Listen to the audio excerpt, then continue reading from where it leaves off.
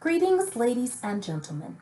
Suppose your HR representative called you into the office to discuss your work performance, and the feedback given went a little something like this. You're so hardworking, and we truly appreciate you. Thank you very much for being a dedicated employee. Sounds like things went well, right? After all, hardworking and dedicated are positive attributes. But what happens when these positives have a negative impact on your health and even your life? Hi, I'm Courtney Gatlin-Keener, presenting on behalf of myself and co-author Dr. Ryan Lunsford. Today, I'd like to introduce you to our case study, 4-Day Workweek, the Microsoft Japan Experience. What can you expect from this case study? I'm glad you asked. We'll investigate the famed Japanese hardworking culture and the correlation between the increasing number of work-related deaths. We'll take an in-depth analysis of the 4-Day Workweek experiment carried out by Microsoft Japan in August 2019. We'll identify best practices resulting from the experiment and look at the complexities and uniqueness in the light of theoretical and practical implications from literature. Last but not least, we'll reflect upon the lessons learned and provide a list of recommended actions. The 21st century continues to be a defining period of change and disruption that seemingly and virtually shrinks the world smaller. Along with the influx of innovative technologies, globalization is revolutionizing every social, business, and household process via the pathways of digital connectivity and the imperatives of trade and commerce. Now, employees perform their work smarter, not harder, as computing technology grew exponentially following Moore's Law, which states, we can continue to expect to witness the speed and capability of our computers to increase every couple of years, and we will continue to pay less for them. To illustrate, we can simply look to the frequent daily office tasks, such as automated business telephone calls, or the scores of drones now making deliveries across the country on a daily basis. Within the context of this backdrop, a reduction in working time may be justified, as many human activities may now be delegated to computers and other automated equipment. Among the list of time-related business issues most often scrutinized by organizations is the consideration of a reduction in employee working hours.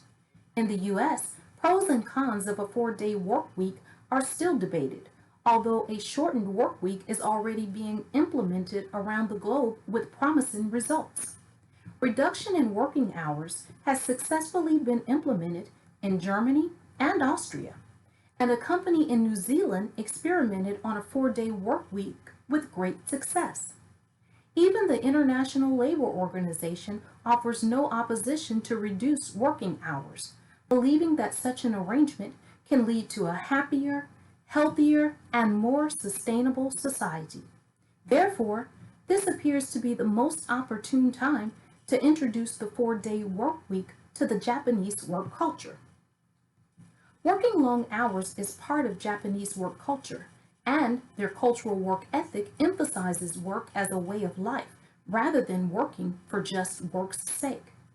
Overwork is culturally accepted as a rule rather than an exception, even in modern era Japan. The image of Japan's intense work culture is regarded as highly toxic, if not suicidal. The work culture in Japan is quite different than in most Western countries in several measurable areas, most notably the number of hours worked. Several specific cases point to overwork as the culprit for extremely high rates of work-related stress in Japan, some of which will be introduced during this presentation. In the meantime, let's look at some of the negative effects of stress on the body. Stress magnifies a person's susceptibility to infection, disease, and even death. Stress associated with overwork elevates blood pressure, lowers immune system function, and causes other bodily system changes which may result to sudden death syndrome. Thus, a Japanese term, karoshi, was coined to refer to death by overwork, which is defined as the extreme acute result of acute cardiovascular events, including stroke.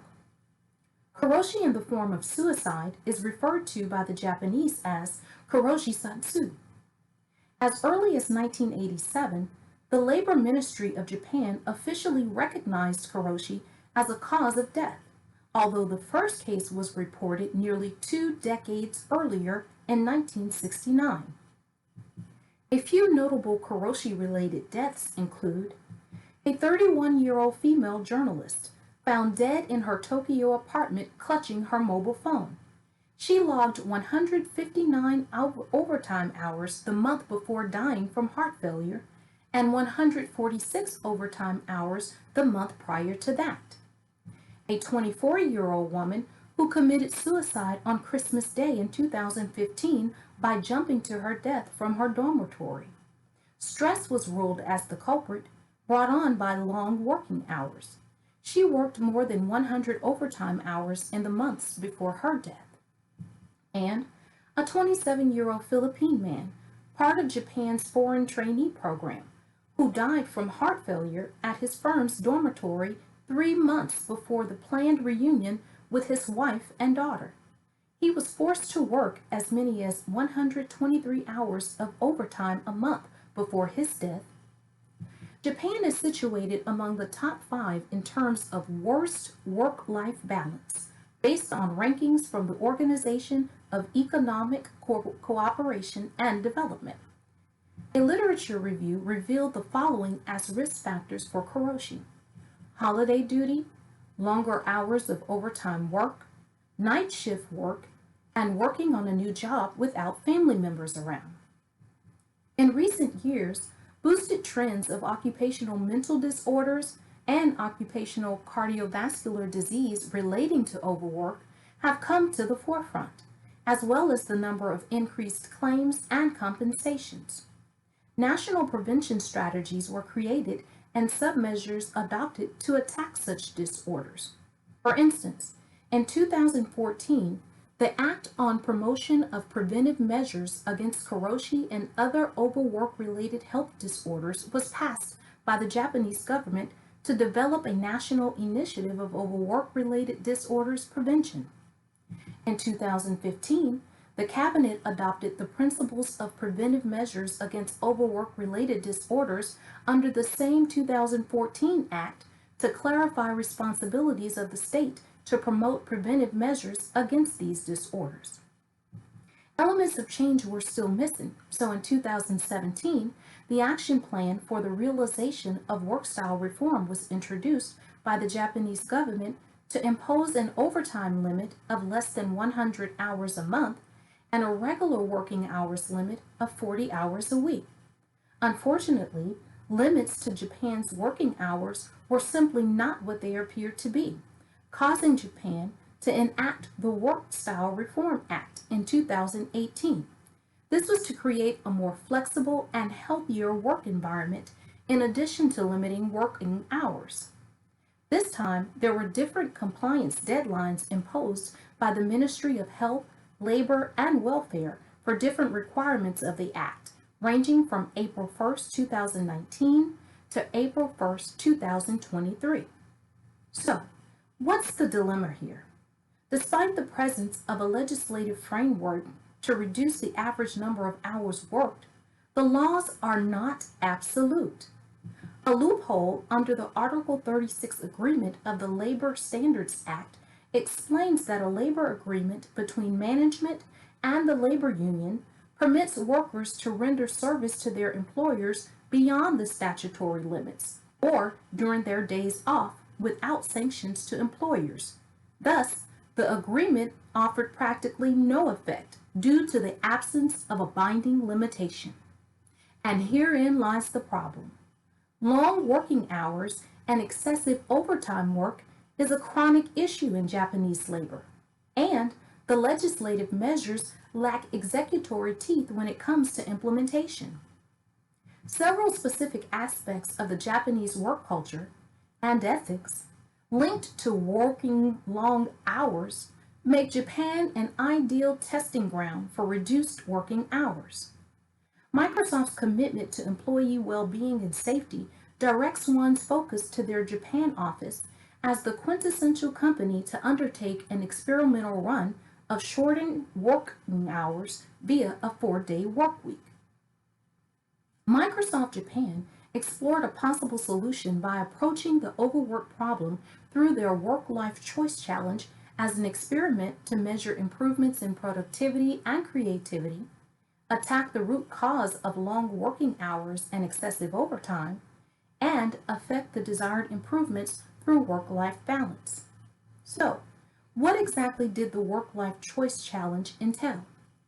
In the summer of 2019, 50 years after the initial report of Kuroshi, Microsoft Japan conducted a trial of a reduced work week dubbed as the Work-Life Choice Challenge. A company-wide challenge was issued for the employees to do their work within shorter hours while learning from the experience and taking enough rest. The company also informed employees that upon conclusion of the experiment, the effects in terms of improvements, reductions, and satisfaction would be measured and the results would be disseminated and published. According to an excerpt from a 2019 Forbes article, Microsoft Japan endeavored to address the Kuroshi problem among the Japanese labor force through its Work-Life Choice Challenge program, hoping that this innovative approach would prove encouraging as a potential solution. The in-house project aimed to design an environment where employees were offered a choice among various flexible working styles according to their respective conditions of work and home family life. Implementation of new practices for the Work-Life Choice Challenge was promoted with the slogan, "Work for a short time, rest well, and learn more." The challenge included two-pronged initiatives which were implemented: provision of work-life choices using a 4-day weekly shift and 3 days of rest, and promotion of work-life practices through employee support programs. During the 4-day work shift and 3-day rest initiative, regular employees were offered paid leave for each of the Friday rest days, and all offices were closed. Support programs were geared along 3 perspectives: self-growth and learning, private life and family care, and social participation and community contribution. More details about the support programs will be discussed under best practices, but first, let's look at the results of the Work-Life Choice Challenge experiment. Within 1 month of the company-wide challenge for a 4-day work week scheme, Microsoft Japan reported a 40% improvement in productivity, and employees took more than 25% fewer days off during the month. Operational efficiency was also reported to be higher as electricity costs were reduced by a little more than 23%, and printing was down nearly 59%. By harnessing technology, meeting times were also reduced by 50%, from 1 hour to 30 minutes. When meetings were convened, there were 5 or less people, and inquiries or clarifications were made directly to the person concerned, face to face, without emails, which are regarded as a waste of time. Microsoft Japan noted the following best practices: additional paid day of rest, support for self-growth and learning, cross-cultural and cross-industry work experience program, and family life support. There are specific industries in Japan that do not provide annual paid leave. The effect of rest on work performance and productivity was explained in a 2018 article based on 2 theories: the compensatory control theory of fatigue and the effort recovery model.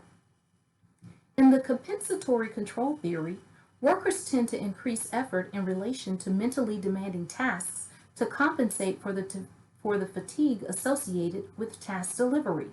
However, the body's natural processes activate the sympathetic nervous system, which generates strain reactions like increase in blood pressure or elevation of adrenaline. The body's response mechanism is limited to a certain threshold, beyond which Insufficient compensatory effort causes decreased performance, which results to reduced productivity or error or accident. The effort recovery model accounts for strain recovery, which maintain one's well-being in the longer term. Still, sufficient recovery is required for the maintenance of a worker's well-being, especially when work task demands are consistently high, in which case the cumulative strain reactions will result to compromised health and well-being. Subsidies were made available in terms of enrollment fees for various courses, examinations, tuition fees, etc. Aside from support for self-development costs, the company also gave out 1.5 times the benefits points for employees who engaged in self-growth and learning during their additional rest day. This particular component embodies the learning part of the challenge, which is innovative because in-house or company-sponsored personal or professional development, trainings, and seminars are officially recognized as formal modes of training. On any of the Friday rest days during the experiment, interested employees were allowed to tour other companies for work learning experiences. Microsoft Japan offered support in terms of a menu-like list of recommended companies, schedule, and nature of experience matching with employee interest. Examples include opinion exchange and group discussion with employees on site, observation of operations, and professional shadowing. Instituting support programs in relation to cross-cultural awareness and cross-industry work experience is wise, as these twin programs are essentially the backbone of experimental learning in the workplace context.